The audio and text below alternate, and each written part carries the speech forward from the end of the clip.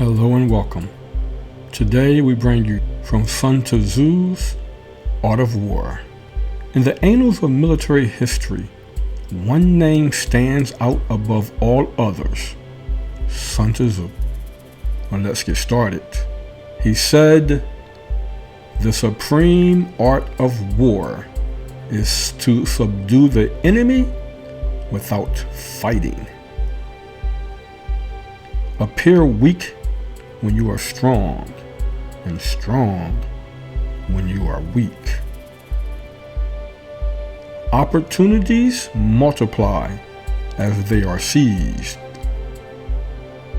The greatest victory is that which requires no battle.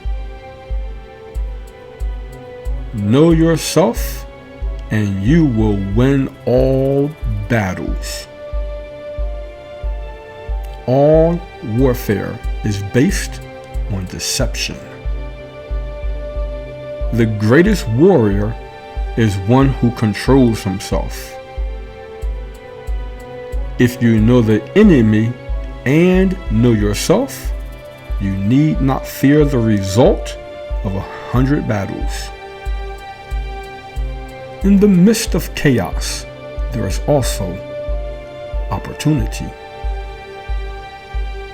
The art of war is of vital importance to the state. He who is prudent and lies in wait for an enemy who is not will be victorious. Know your enemy and know yourself. In 100 battles, you will never be in peril. To win 100 victories in 100 battles is not the acme of skill. To subdue the enemy without fighting is the acme of skill. The general who advances without coveting fame and retreats without fearing disgrace, whose only thought is to protect his country and do good service for his sovereign, is the jewel of the kingdom.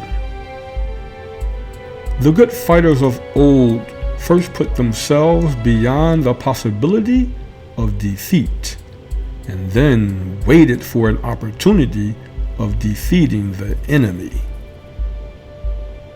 The wise warrior avoids the battle.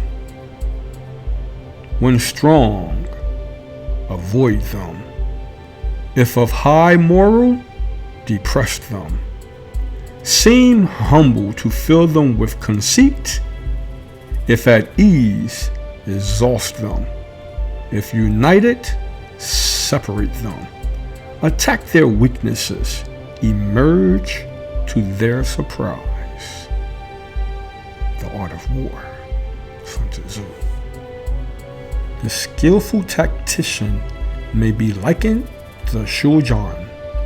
Now the Shujan is a snake that is found in the Cheng Mountains. Strike at its head, and you will be attacked by its tail. Strike at its tail, and you will be attacked by its head. Strike at the middle, and you will be attacked by head and tail both. One may know how to conquer without being able to do it. Victorious warriors win first and then go to war, while defeated warriors go to war first and then seek to win. To fight and conquer in all your battles is not supreme excellence. Supreme excellence consists in breaking the enemy's resistance without fighting. Let your plans be dark and impenetrable as night, and when you move, fall like a thunderbolt. All men can see these tactics whereby I conquer, but what none can see is the strategy out of which victory is evolved. Know the enemy and know yourself. In 100 battles you will never be in peril. When you are ignorant of the enemy but know yourself, your chances of winning or losing are equal. If ignorant both of your enemy and yourself, you are certain in every battle to be in peril. You will lose. He will win who knows when to fight and when not to fight. In the midst of chaos, there is also opportunity. Be extremely subtle, even to the point of formlessness. Be extremely mysterious, even to the point of soundlessness. Thereby, you can be the director of the opponent's fate. Supreme excellence consists of breaking the enemy's resistance without fighting.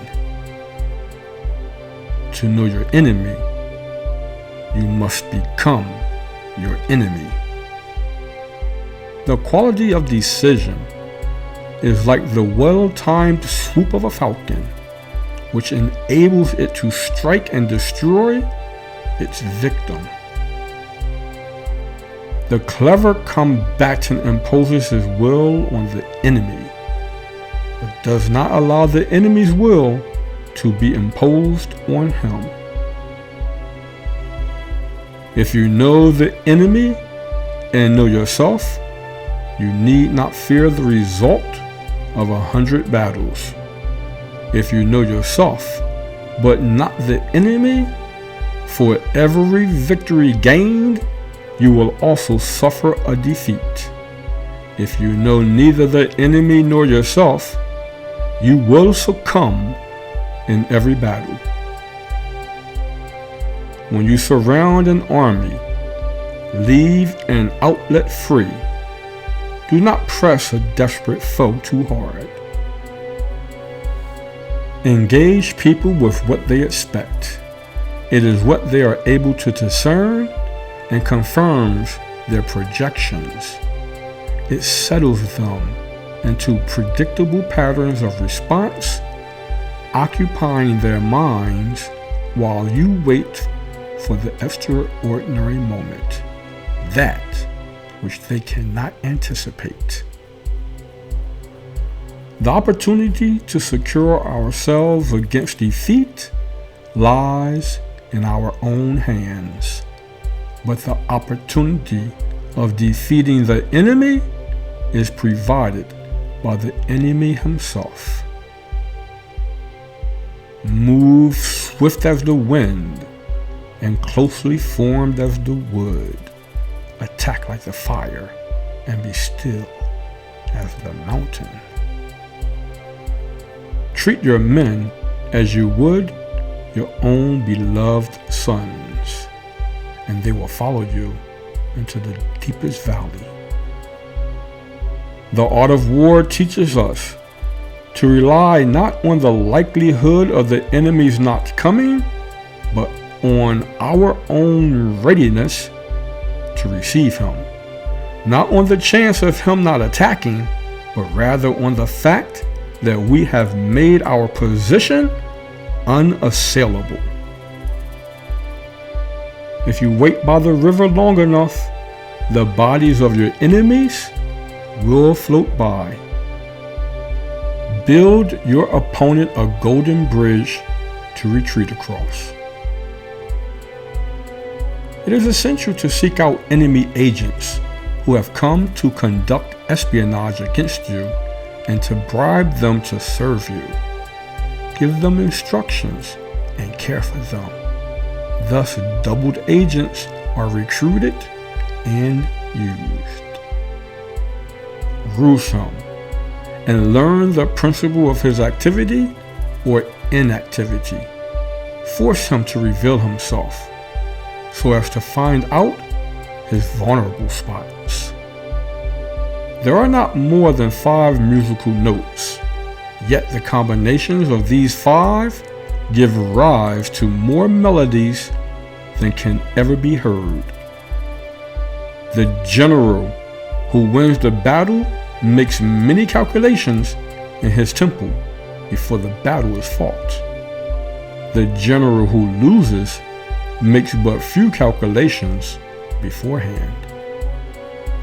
When the enemy is relaxed, make them toil. When full, starve them. When settled, make them move. In war, the way is to avoid what is strong and to strike at what is weak. If your enemy is secure at all points, be prepared for him. If he is in superior strength, evade him. It is the unemotional, reserved, calm, detached warrior who wins, not the hothead seeking vengeance and not the ambitious seeker of fortune. Strategy without tactics is the slowest route to victory. Tactics without strategy is the noise before defeat. Thus the expert in battle moves the enemy and is not moved by him. Victory comes from finding opportunity in problems. Whether in the battlefield or the boardroom, Sun Tzu's principle of deception reminds us to remain vigilant and discerning, lest we fall prey to the schemes of others. Patience and preparation are key. Sun Tzu teaches us the importance of laying the groundwork for success, ensuring that victory is all but assured before engaging in battle. As we continue on our journey in life, let us remember to incorporate the timeless wisdom of those that preceded us as they guide us on the path to victory and success. And remember that the principles of strategy, leadership, and resilience are not only confined to the pages of history, but they live on in the decisions that we make, the obstacles we face, and the challenges we overcome. Until next time, stay safe, stay motivated, and thanks for watching The Growth Mindset. Take care.